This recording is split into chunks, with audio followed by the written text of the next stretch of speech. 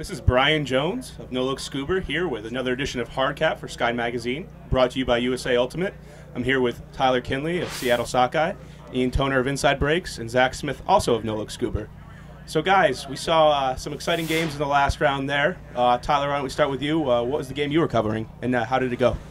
I was watching the Machine Mad Club matchup. This is a regional rematch. They've seen each other twice this year, once at the Chicago Invite and once in the game to go at the regionals in the Central Region. In both of those instances, Chicago Machine prevailed. However, in this one, Machine went down 8-5. It was rainy. It was not the cleanest of games, but it also, the difference maker was not just sloppy play. Both teams brought real good defensive pressure, and there were some real highlights. In the end, it came down to the wire. It was a 17-16 double game point hard capped final point in which Machine was pulling to Mad Club. Madison prevailed on a good huck. Their offense was just cleaner, and their defense applied enough pressure to get the Ds and the breaks that they needed early on to set the tone. Machine never gave up. They climbed back, but in the end, this is the first time Madison's been in quarters. It was also nice to see the Central Region battling it out because it guaranteed a Central Region into the quarters, and we haven't seen that in a while, so kudos to them. So Madison Club moves on to the quarterfinals, and we see Machine drop down to the 9th place bracket. Ian and Zach, you guys were covering the Southpaw and Truck Stop game. How did that one go? So Truck Stop struggled from the start. That was also a regional matchup. Mid-Atlantic 2 seed Truck Stop versus Mid-Atlantic 4 seed Southpaw. Truck Stop struggled from the start. They were down 8-5 at half. It took them a while to pick up their defensive intensity in the second half. And in the final few points of the second half, Zach, it looked like Truck Stop was kind of trying to start a run, but they couldn't quite do it. What do you think? Yeah, absolutely. They definitely had one particular instance where they had the chance to break, and they didn't have either the handler movement or the downfield power to just move the disc forward. And it just seemed like overall in the very beginning of the game, as you said, having lost that close game to Chain Lightning, it just seemed like the air was knocked out of them. It seemed like they had nothing really left in the tank, and they didn't. It was one of those matchups where it's the team that you've played multiple times in the season, and you're at Nationals, and you just played Chain Lightning, and you played Ironside at Double Wide. You want to play those teams, and it's like, oh, we have to play Southpaw. It's just like we don't really want to be in this situation. We don't want to be in this tough spot against a team that we don't really want to play. Southpaw was pumped to play that game. They were, you said it right. They loved being the underdog.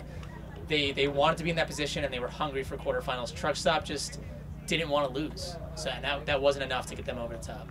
That being said, there are a few standout performances on Truck Stop's roster. Alan Kolick was phenomenal offensively. Sean Keegan was throwing his body around despite his injuries on both sides of the disc. And Frankie Hazara had more bids in that half than I've probably seen in, I don't know, a while from a single player in one game. So we'll be trying to track any one of them, get them down and get them some Sky and Breakmark Playmaker shorts. Well, was there anybody today that you awarded Playmaker shorts to, and who was it? I haven't found him yet, but I'm looking for George Stubbs. In the double wide Ironside game, he had an incredible catch block on a hammer throw that it wasn't the only difference maker, but it definitely was an impact play that added to the momentum that Ironside needed to come back in that game. It was an incredible catch. That was one of the best games all day. Was there any? What was your biggest surprise of the day that all three of you saw? And we'll start out with Zach on this one. Well, I mean, I guess Truck Stop losing to Ring of Fire. Losing to Southpaw is definitely surprising. I would probably go with that. I think everything played out to what we would normally call our predictions here. We expected to see Truck Stop lose to Chain, and we expected to see Machine lose to Revolver. Going back quickly on that Truck Stop versus Chain Lightning game, now do you think in hindsight that Truck Stop should have laid off the gas a little bit there, or should they have really pushed forward to go for that quarters bid and tried to avoid the extra game? It seems to me that they went for broke and kind of paid for it with going into the Southpaw game a little listless. What do you guys think? I think that's an interesting perspective, but I think given how close they were, They were down 12-10, clawed back to 12-12, traded to 13s. I don't blame them for going for broke. That could have been a huge win. They could have not had to play that pre-quarters game. I don't blame them for doing that. I think it's a great strategy. They were very close to beating a great Chain Lightning team. So. Seems that Chain Lightning has been underperforming a little bit so far in this tournament, including today, not having a great game against Ironside. Where do you see how are they playing today? Which one of you watched those games? You know, I saw Chain play a good game this morning, and I talked to a few of them, especially Sam CK. Some of the things he said were that they were not struggling overall, but on offense they were playing a perfect 60-yard game, but it was that last 10 yards that was the key difference, and that really told the story for their O. Similarly on D, they would hold their good defensive positioning, and you know, they put themselves in positions to make plays. However, as the stall count got higher, as the point drew on, a lot of times they'd lose their downfield positioning, and that huck would go up, and they would just be just that far off that they weren't able to get the blocks that we expect from athletic guys like they have. That was his take on it, and really, it's what I saw too. So we've seen some teams play well today. Ring of Fire and GOAT. We have Revolver as well and Ironside. You know, what teams are on fire right now, moving smoothly, going and seem like they're going to be ready for tomorrow? Ironside. Ironside looks great. Most times a national champion comes from a history of like last year losing in the finals. That's Ironside's history. The second thing they have on their side is that huge comeback win that really tested against Double Wide today. They haven't yet been tested. They were tested that game. I think Ironside's the one, I think, coming out hot. Okay.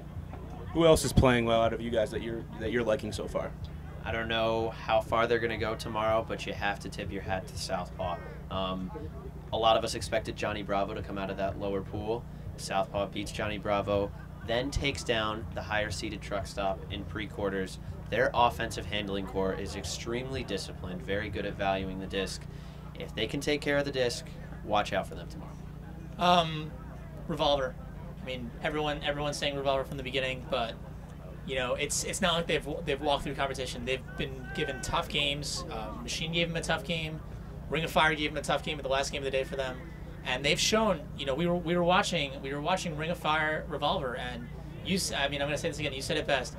Revolver was up 12-10, and you were like, Revolver is not blowing this lead, and he's right. You know, Revolver's not the sort of team that's going to let the pressure get to them. They're going to just play through it, and that team is just it's not so much of up or down or on fire or not on fire. They're just good, and everyone knows it, and they know it, and very mentally tough. They're very, very mentally tough.